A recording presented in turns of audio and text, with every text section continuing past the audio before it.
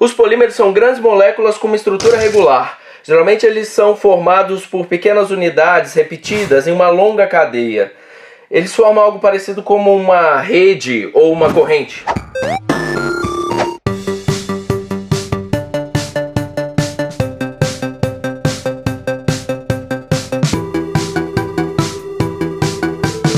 Vocês saberiam me dizer o que são polímeros? Plástico. Vocês saberiam me dizer o que são polímeros? Polímeros?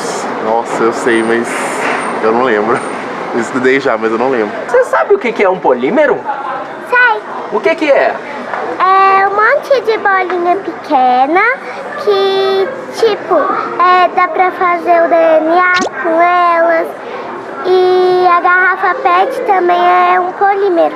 São substâncias compostas por carbono, não é? Polímeros? Cara, acredito que não vai na área da química, né? Que é do plástico. Acho que esse é o mais que eu sei. Você saberia me dizer o que são polímeros? Não faço a menor ideia. Não faz a menor ideia? Um ótimo exemplo do que seriam os polímeros é a sua comparação com o trem. Por exemplo, os vagões seriam os monômeros, as pequenas partes, uai, as moléculas menores. Essas moléculas, os monômeros, que formam o trem inteiro, uai. Aí são os polímeros, as macromoléculas. Polímeros são chamados macromoléculas. Imagina uma molécula muito grande. Para tentar deixar bem claro, né? Imagina um espaguete. Então você tem átomos que se juntam a um para formar um emaranhado de átomos muito grandes a tal ponto da gente ter uma estrutura sólida.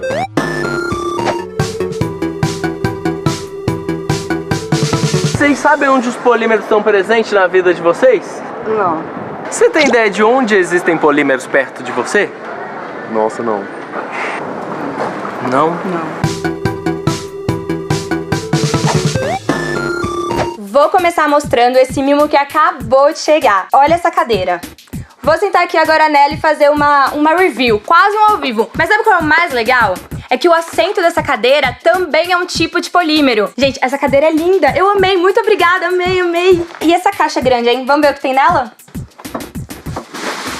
Ah, é um balde! Eu amo esse tipo de produto. Esse balde, assim como a cadeira, é também um tipo de polímero, termoplástico do tipo polipropileno. E esse material usado é o mais encontrado nos supermercados. Mas, gente, muitas pessoas me perguntam o que eu faço com tantos mimos que eu ganho. É claro que eu dou pra minha mãe, pra minha irmã, pras minhas amigas. E eu faço bazar beneficente também. Vamos ver qual que é o próximo presente?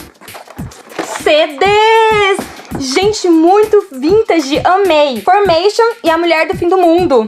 Gente, tô louca pra ouvir essas playlists. Mas o mais legal é que o CD também é um tipo de polímero termoplástico feito em policarbonato. E ele é dissolvido em vários solventes e ele pode ser fundido várias vezes. E o mais legal disso tudo é que ele também pode ser reciclado. Vamos agora pra nossa última caixa. O que será, hein?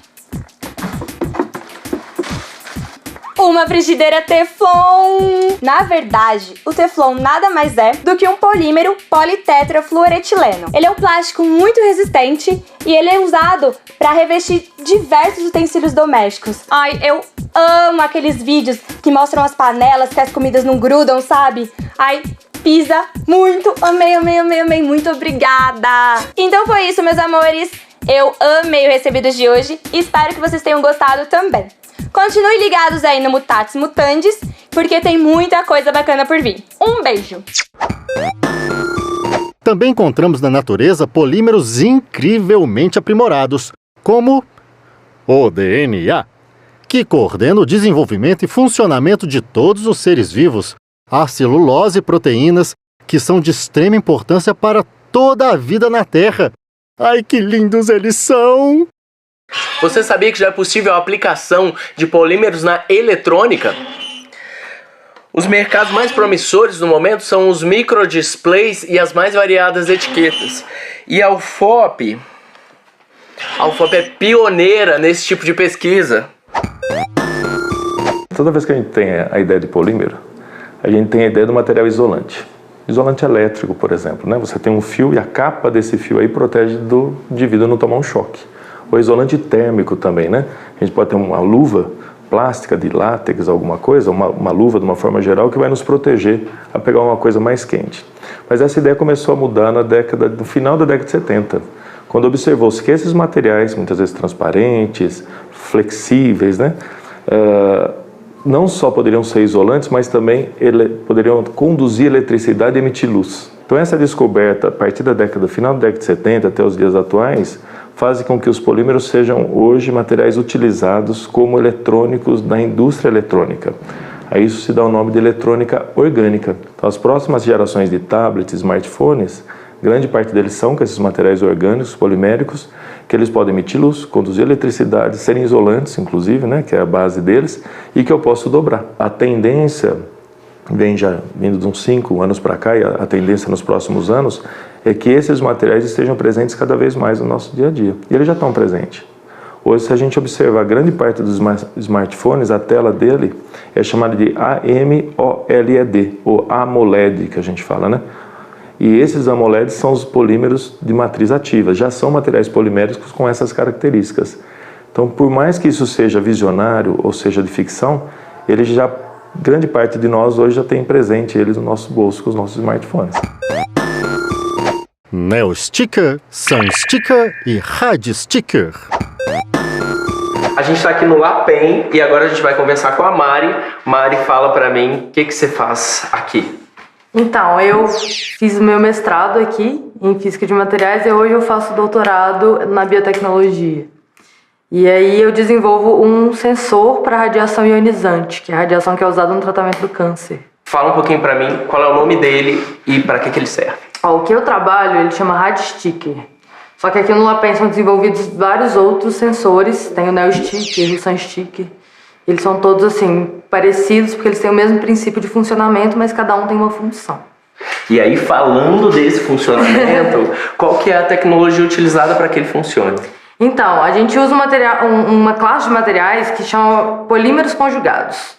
Que são polímeros que eles têm uma propriedade que eles perdem a cor, eles mudam de cor conforme eles são expostos a diferentes tipos de radiação. Então, por exemplo, a gente tem o Sun Sticker, que ele vai mudar de cor quando você está exposto à radiação solar, a radiação, né, UV do sol. Então você pode usar isso para proteger sua pele e tudo mais. A gente tem o Neo Sticker, que é usado para fototerapia, que é quando o neném nasce com icterícia, aquela doença conhecida como amarelão.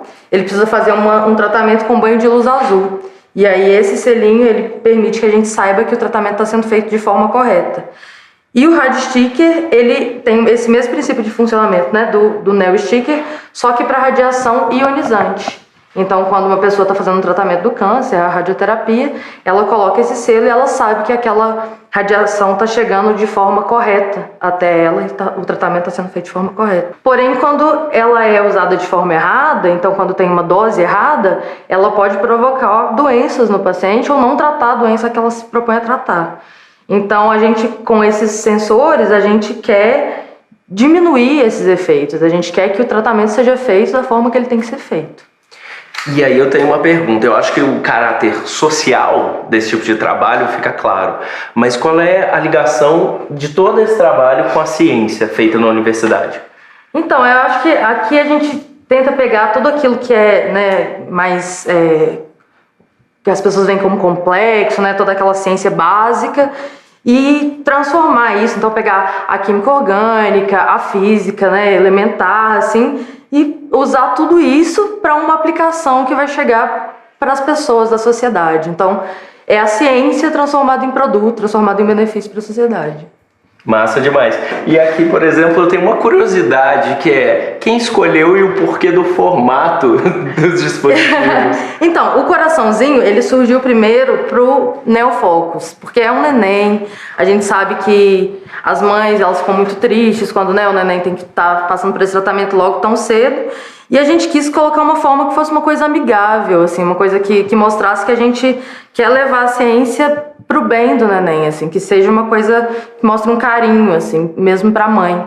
Então a gente fez pela primeira vez na forma do coração, com esse sentido, e a gente percebeu que a gente pode fazer em diversos outros formatos. Então, por exemplo, o Sun Sticker a gente fez nesse formatinho de flor, a gente pode fazer em formato de sol ou de estrela, e também tem a possibilidade de fazer em 3 dimensões, né? Então a gente pode dosar o campo de radiação, que seria uma outra aplicação. Então a gente consegue, esses materiais permitem ser feitos tanto em papel quanto em matriz polimérica. Então eles permitem que a gente faça de diversas formas, em 2 ou 3 dimensões, e eles são luminescentes, né? Então eles, quando eles estão expostos à radiação, eles mostram uma emissão de cor muito bonita, e é essa cor que ele vai perdendo assim com o tempo, e é o que mostra que a radiação está chegando até ele. A gente usa esse material que ele é vermelho, e aí ele vai perdendo, conforme ele vai ficando exposto à radiação, ele vai perdendo, ele vai chegando para um alaranjado, amarelo, até ficar um transparente. Então a gente pode adicionar alguns corantes para que no final, em vez de ficar transparente, ele fique verde ou fique azul, da forma que a gente desejar e dependendo da aplicação, né, que tem. Neolight e Neofocus. A gente está aqui agora com a Gisele e ela vai explicar como funcionam outros 2 dispositivos. Bora lá? Bora. Gisele, o que é o Neofocus e o que é o Neolight? Bom, primeiro eu vou explicar um pouco sobre fototerapia, né? Só para ficar um pouquinho mais claro, que é um tipo de tratamento que alguns recém-nascidos são submetidos por apresentarem níveis altos de bilirrubina, que deixa a pele dele amarelinha. Então, o tratamento mais simples seria um banho de luz azul. E então veio a ideia do Neofocus. Basicamente ele receberia a luz vinda de cima, né? Então teria só o contato superficial. E a proposta agora do novo Neofocus seria que ele tivesse um controle de foco, né? Que reconhecesse a criança. Que ele reconhecesse a criança e movimentasse de acordo com o movimento dela, para assim diminuir o tempo de tratamento. Só que é importante também que ele seja iluminado em toda a parte do corpo. Então, por isso que vem a ideia do Neolight, que seria a iluminação dessa mantinha vinda de baixo. E aí tem duas versões. Essa para acompanhar tanto o Neofocus quanto iluminar embaixo para aumentar essa dose de radiação e ele diminuir o tempo de tratamento, porque é importante também que ele receba no corpo inteiro, e de cima ele vai receber só a dose superficial. E preocupando um pouco, né, porque o tratamento é feito dessa maneira, a criança fica num berçário com óculos de proteção para não queimar a retina, e a mãe não tem contato com a criança. Então, pensando em tentar aproximar isso, porque acho que é muito duro, né? Acaba de ter um nenenzinho e não poder ter ele perto, a gente está com essa nova ideia, que é fazer tipo um cobertor, que durante a amamentação a mãe poderá ter o contato com o neném, o contato visual também, que eu acho muito importante, e o tratamento também continua sendo feito. Quali Sticker. A gente está aqui agora com o professor Rodrigo Bianchi e ele vai falar um pouquinho pra gente sobre o Quali Sticker. O que é, para que serve, qual que é a tecnologia utilizada? O Quali Sticker nada mais é do que um sensor, um papel, né, um adesivo, que quando colocado sob o contato na pele, por exemplo, do frango, vai dizer se a carne está própria ou imprópria para consumo. Então é um papel, simplesmente uma folha de papel impressa, que interage com o frescor da carne. E ao interagir com o frescor da carne, com a quantidade de bactérias na carne, ele vai alterar a sua cor. Então, em específico do Quali Sticker, ele muda de rosa para violeta, para um roxo, né? Então o consumidor pode ver, através dessa mudança de cor, se aquela carne está própria ou imprópria para ele consumi-la. Imagine você no churrasco, por exemplo, comprar uma bandejinha de frango, aí você abre, cheira, você fica com aquela cisma e tudo mais, aí você coloca esse sensor, papel, baixíssimo custo, alterar a cor, ele vai te dizer assim, não pode consumir, fique tranquilo, ou não consuma, porque você vai ter uma contaminação alimentar. E quais que são as áreas que estão envolvidas numa pesquisa como essa? É interessante, né? Porque às vezes a gente vê um pedaço de papel, né? Certo? E vai falar, o que nós temos, né? Esse aqui, por exemplo, é o material ativo que a gente fala, aquilo que interage com o material, né? Então, o material que foi colocado sobre o papel. Esse material aqui é o que vai interagir com o alimento, tá? Esse material é colocado uma máscara sobre ele, né? Tem uma máscara aqui de uma carinha triste, tá vendo? Ao ser colocado uma carinha triste, esse material vai estar embaixo e os dois vão ser colocados na pele do frango, por exemplo. Esse foi feito para carne de frango. Como ele tem a mesma cor do papel, né? Esse material está ali embaixo aqui. Ao observar uma carinha triste, não consuma carne. E a gente tem para outros tipos de carne também ou especificamente? Esse aqui foi feito específico para o frango, né? Uma vez que o Brasil é o maior consumidor, o maior exportador de frango, exatamente pela... Quando a gente fez a pesquisa fundamental, nós identificamos essa substância química que tivesse uma cor parecida com a do frango. Certo? No caso de uma carne de boi, por exemplo, uma carne de vaca, você tem o sangue na carne de vaca, então ia contaminar o papel.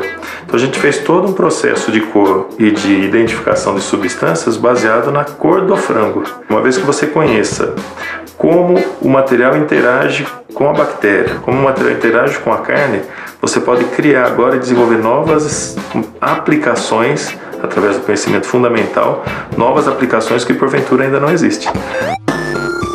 Sensor de amônia e sensor de pressão. Cada espaço do laboratório é um universo. A gente está aqui agora conversando com a Alana e me explica o que é tudo isso aqui. Todos eles são dispositivos eletrônicos ou simplesmente sensores. Podem ser utilizados em várias áreas, várias aplicações e são feitos de polímero. Nesse caso é um único polímero e cada sensor aqui foi feito de uma maneira diferente. Então a gente tem o sensor feito em papel, temos também feito em um material que não é biodegradável, que é um resíduo da indústria, que vai para a natureza e não degrada, então a gente está reaproveitando, então tem um foco um pouco assim de sustentabilidade. Tem também com silicone, todos eles são flexíveis. A gente tem com fibra de açaí, que vem diretamente do Pará. Legal. E a gente também tem aqui em substrato em vidro, né? Feito em vidro.